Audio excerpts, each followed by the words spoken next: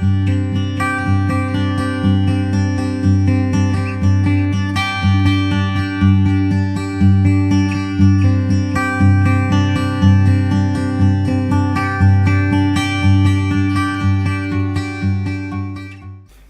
everyone, welcome to Heal Yourself Therapies. I've decided, I'm sure some of you have seen that I'm doing the series on the emissaries, but what I've also decided to do is to start to share some thoughts with you all on mental health and on getting yourself in a good place. You know, the longer I go through this life and the more that I work with people in therapy, I realize that we're all a little bit lost sometimes. We all get lost. We all get sort of trapped inside of our own thoughts. And I find that we tend to be in two places mentally when we're not right. And when I say when we're not right, I'm not saying broken. What I'm saying is when we're going along on our bicycle through life and we've got a buckled wheel, okay? We're wibbly wobbly. And I don't know if you've ever ridden a bike that has a buckled wheel. Two things happen. One is it's really uncomfortable. You just can't get any speed up. You're just uncomfortable. And the second thing is if you continue with the buckled wheel, then the buckle gets worse. It tends to get worse, okay? So, what I see is that as we go through life and when we've got our buckled wheel, we either tend to be stuck in the past, and that is with depression, because the past is all about depression. So if you are a depressed person, then trust me that your thoughts are centering on the past, on what happened, what didn't happen, what should have happened, what you should have said, what you didn't say. What they did to you, okay? That's depression. It's past oriented. And then we've got when we're anxious. Anxiety is all about the future, and we spend our whole time worrying about the future, worrying about what's going to come and what if and what if and what if. And that's anxiety. And so whichever camp, some people spend time in both. Some people are upset about the past and they're worried about the future. It's normal. It's normal, and understand that we've been programmed to do that. Our society is all about feeling bad for the past and worrying about the future. It's programmed into what we do. Yeah. Why? Because let's have a look. The past is what everybody talks about, isn't it? And have you heard these things? Have you heard these expressions? Like people will say, well, you know, I'll never forgive him for what he did. Or worse, I'll never forgive myself for what I did. Okay? These are all very, very past-oriented, steeped in the past, unable to do anything about it. Because when we say things like, you know, I can't believe that happened. I still can't believe that happened. You know, I think it's terrible that happened. I'll never forgive myself that happened. I'll never forgive them for what they did and for what happened. We are trapping ourselves in forever unhappiness. We're trapping ourselves in depression. Why? Because when you say, I will never, I can't, there is no option. You're giving yourself zero solution. Does that make sense? You're trapping yourself in your own shit, your own dichotomy of I can't do anything about this. This is what happened. I feel bad about it and I can't do anything about it, or I'm not going to do anything about it. Yeah? And it's the same with the future. We trap ourselves into the what ifs, and we imagine ourselves in such negative places in the future. What if this happens? And what if that happens? And so we just become trapped within our own processes, our own mental processes. And I want to talk to you about how you can get out of that. How you can get out of that. And that sounds a bit glib, doesn't it? How you can stop being depressed and anxious. there's a video on the internet of speed therapy, where the therapist just gets a person in and he says, "What's up?" And the guy goes, "I'm this, that, and this, and that, and this, and that. I've got this and that." And the therapist just says, "Well, look, just stop it, okay? Just stop doing that." And that's it. That's a speed therapy. That's the answer, you know. Even though it's a tough thing to do, that is the answer. Just stop doing it. But how? How do we stop doing it? How do we stop wallowing in the past? And how do we stop languishing in the future? What do we do? Well, to actually do it, we don't have to do anything specifically. What I mean by that is that we don't need to change our lives, we don't need to change our jobs, we don't need to change anything. What we need to do is to understand some fundamental things about what's happening. First of all, you must understand that the past does not exist. The past is a figment of our imagination, just as the future does not exist, and it's a figment of our imagination. What do I mean by that? The past, literally, there is no past. There never has been any past. There is no future, and there never has been any future. Why? Well, when we think about something in the past, when we think about something that happened in the past, when we go back to that moment, were we to enter into that moment, we would be in the present. We only have the present. We only have it. That's all. So all that's happened is we were in the present and we logged something in our mind in the present, and later on we have been told that that's the past. But it's not. It's not the past. It was the present and it still is the present. If we go back there, the past doesn't exist. The future doesn't exist. We only have the present. We're only now. So when we think about our next week, it's going to be so bad. When we get to next week, that is going to be our present again. So we only live fractions of the present moment. The past and the future do not exist. They are constructs in our own mind. How does that help us? Well, it doesn't really. But it's a concept that I want you to understand. That when we think of the past and it feels solid and real and like it exists inside of us and it creates terrible, terrible emotion, it's not true. It is completely something that you have created in your mind. And when we're anxious and nervous about the future, we have created that anxiousness and nervousness about the future because we have created imagery of a future that is not real. Okay? And I want you to pay attention to the pronoun that I'm using. I'm saying we have. Okay. There are some things that create our reality. That reality is created through. So our experience, our reality is created by three things. By the mind, by our consciousness, and our thought. What that means is this: we're conscious. If we weren't conscious, we wouldn't be here, would we? If we had no consciousness, we wouldn't be here. If we didn't have a mind, we wouldn't be here, would we? We wouldn't be able to think, and therefore nothing would be wrong. Nothing would be right, just nothing would be. Yeah?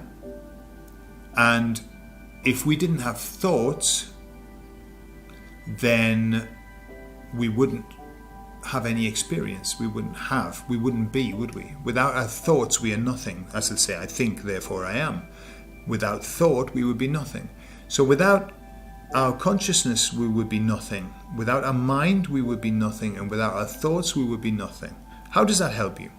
The fundamental message in that, and these aren't my terms, these come from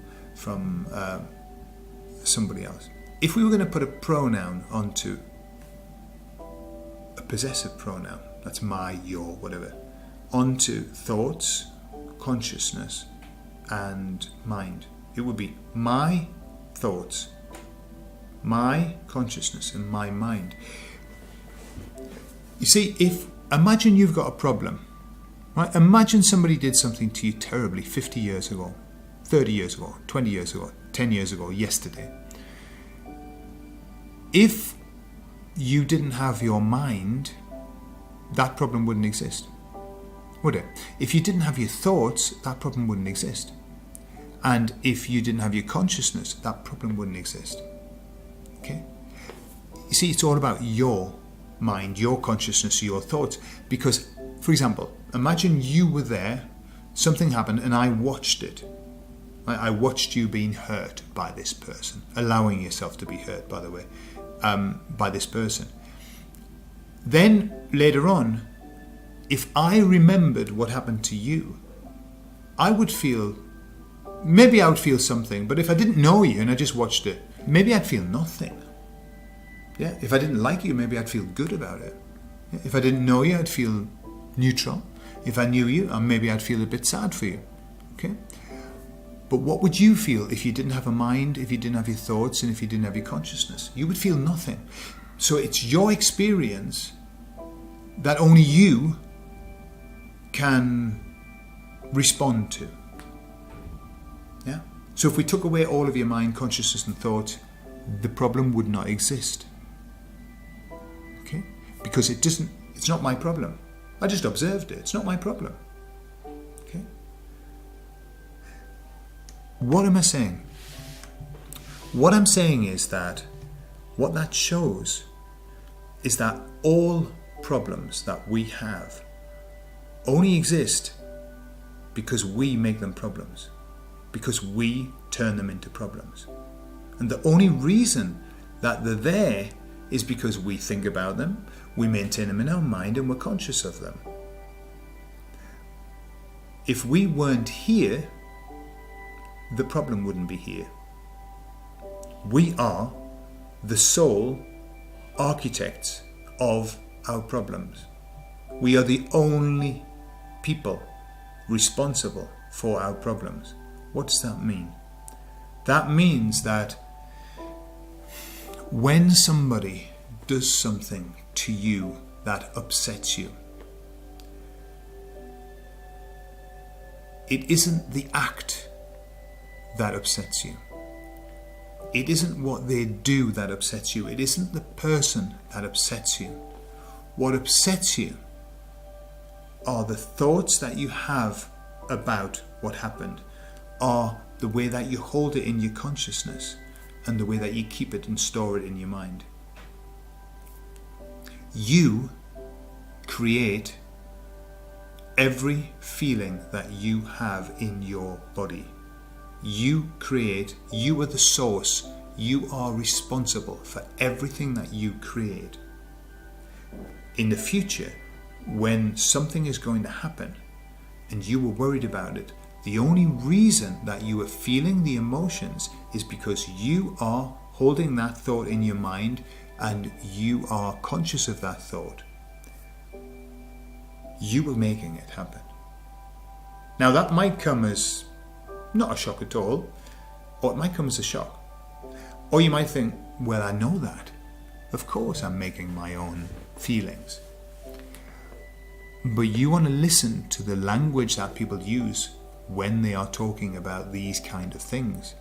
When they say, what that person did to me, what that experience did to me, I want you to be aware of the direction of that. What that person did to me, what that experience did to me, what that presentation I'm going to do is making me feel. Right? Look at the direction, what that person did to me. Yeah? What that person said to me. They made me feel. Do you hear the language? This is the language of a victim. And I don't mean that in a negative way. This is the language of being done unto. Somebody is doing something to you. Somebody is making you feel this. And that is absolute crap. Really, it is. It's rubbish. And it's such bad programming. It's such a bad way of dealing with these things. I hate her because of what she did to me. Right? All that you're doing is getting it the wrong way around. You see, when people do things to you and you feel bad, you are the victim and they're the victors. Right? I can't believe they got away with that and they left me feeling so bad. All that's happened is that you've got it arse first. You've got it the wrong way round. If every emotion that you have in your body only comes about because of your mind, your consciousness and your thoughts, that's the best news that you could possibly ever have in your life. Understand, it's the best news because it means that you have created the emotion, not them, not it. You have made the emotion. You have made yourself feel bad through a series of thoughts, conscious thoughts in your mind. You have made the feeling. Emotions do not come without thought. That's it. Okay? So all you need to do is turn it around. And this is what you can do. How do you turn around? What they did made me feel bad. That puts you in the weakness. You're weak. You're a victim. If you want to be in the victor position, then what you say, and this is not necessarily victor, but it's moving toward it, then you say, I am making myself feel bad because I'm thinking about what they did. I'm making myself feel bad because I'm thinking about what they did.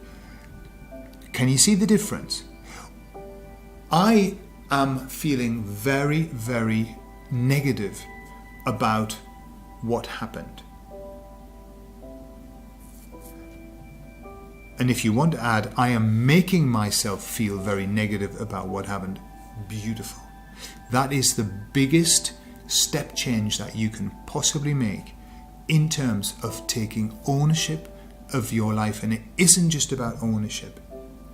It's not about taking responsibility. That's not the key thing. It's very important. Please start taking responsibility for your own feelings and emotions in life. But what it's doing is it's reprogramming your mind. It's making you realize that you are doing it. And there's another step, which is the brilliant news. You see, if you are responsible for creating all the emotions in your body, and you are responsible, that is not in question. You are responsible for every emotion that comes into your body. Now, if you are responsible for making bad feelings, then you are also able to unmake them. You are also able to make good feelings. Everything's made inside of you. Nothing is external. Nothing is external. What's happening outside has nothing to do with what's happening inside. There's almost like a little barrier here around you. Something happens, it comes to you, it's presented pictorially or in words or whatever. And in that moment you have a decision to make, and your decision is, how am I going to represent this in my mind? And you've got two choices typically. Am I going to put that into my mind and think about it in such a negative way that I'm going to create inside of me negative emotions? Or am I going to take that thing and put that into my mind and think about it in such a way that I don't create any emotion or neutral, or I create good emotions? That's it. That's your choice. Or the third one, even more interesting. Am I going to reject that and not even put it into my mind? Your choice. 3 choices. You see, this is your life. This is your body, this is your mind, this is your consciousness, and these are your thoughts. If you are feeling bad about something, it's because you have made yourself feel bad. You have done it. And that's not... Some people say, well, how dare you say that to me? They did that. That was a terrible thing. Absolutely. It probably was a terrible thing. I guarantee. If you were feeling bad about it, it probably was a terrible thing. But that's not what we're talking about here. Shit happens. Shit happens all the time. But it's not the shit that's happening that matters. It's how you decide to think about that shit. Okay? And so, something happens, and your choice is to say, wait a minute, I'm feeling bad. And this is the little process that you do. It's a very practical process. And the reason I'm offering you this is because I've been using this. I'm not in any way any better than anybody else. I have been very, very responsible for my negative emotions. Okay? But there are things you can do. So, this is what you do. You feel, because it's too, we're so habitual with our negative emotions. We feel them. We don't know where they came from. We're just feeling them. Oh my God, I'm so down. Oh. And then my job as a therapist is to find out what happened. Yeah? But you can do it. You can be your own therapist. So you're feeling shit. Right? You're feeling shitty. And so all you do is you say to yourself, oh, I'm feeling shitty. Right. What am I feeling shitty about? Well, I think it's about... Sometimes we don't know, eh? But if you ask the question, you'll get the answer. Always. You'll always get the answer. I'm feeling shitty about what happened yesterday. Okay? And then you do this and you say, so how am I representing that yesterday to myself? How am I representing it to me? Well, I'm thinking about, imagine this, I'm hearing this for the 100,000th time. I'm hearing what they said, I'm imagining, I'm thinking about what I thought and what other people might think and how unfair it was, and I've gone back. And then you stop and you say to yourself, wow, these are just my thoughts. These are only my thoughts. And I have made this negative emotion just by thinking. And therefore, if these are my thoughts, I can change them. I can change my thoughts and I will change my emotion. That's it. It's a realization. If you understand it, once you understand and once you actually assimilate and take on board that every negative emotion is something that you have made, then it makes you free. It sets you free. Because A, you never have to blame anybody else ever again. You never have to blame anybody else and tell me the blame game is the worst game. Because that makes you a victim again. Victims go through life depressed and sad and unable. Victors go through life achieving, being the very best that they can. A victim can't be the best that it can because they're all doing it to them. A victim can't do anything, can't realize their own selves because everybody, it's all that shit, look what they're doing, it's terrible. Yeah? But when you realize that what other people do has nothing to do with you, only if you allow it to be, to enter in. If you allow yourself to start thinking in a really, really crap way, then you're going to feel really crap. But you've done it. And if you decide, no, well, actually, I still want to feel bad, that's fine. But you must take responsibility for feeling bad. You must know that it's you. It's you. And look, we all have this. We all have, the human condition is about something happens and, oh man, we feel really bad. But what happens when you start to use this system of realizing that you actually made it happen? You catch it quicker. You catch it faster. And you think, oh, I'm feeling really bad. What? Oh, man, these are just my thoughts. I've just made this happen in my mind. It's not real. Does that make sense? You catch yourself And you say these words, thank goodness these are just my thoughts. And if they're just my thoughts, I can stop them. I can think about something else. And that's it. That's what I wanted to share with you. The road to recovery from depression and anxiety is a road that can be a very long one or can be a very short one. Sometimes when people realize that everything that they're feeling is just what they're doing themselves, they stop it instantly. And sometimes people need a bit more time. They need a bit more practice. They need to hear themselves, believe it. They need to say it a few times. But little by little, you can get to the point where when you get these awful thoughts, you just reassure yourself. You give yourself a little stroke and you say, hey, don't worry about it. That was just you. And now let's change your thoughts. Let's think about something positive. Let's think about a different way. Let's represent that in a different way. Or let's stop thinking about it. There are lots of things you can do. But it's being in the power position. It's being in the position of the victor and not the victim. Okay? I'll leave that with you. Okay, see you later. In the next one, I'm going to do a few. I'm going to talk about how to deal with these past things, these past hurts. Okay, bye-bye.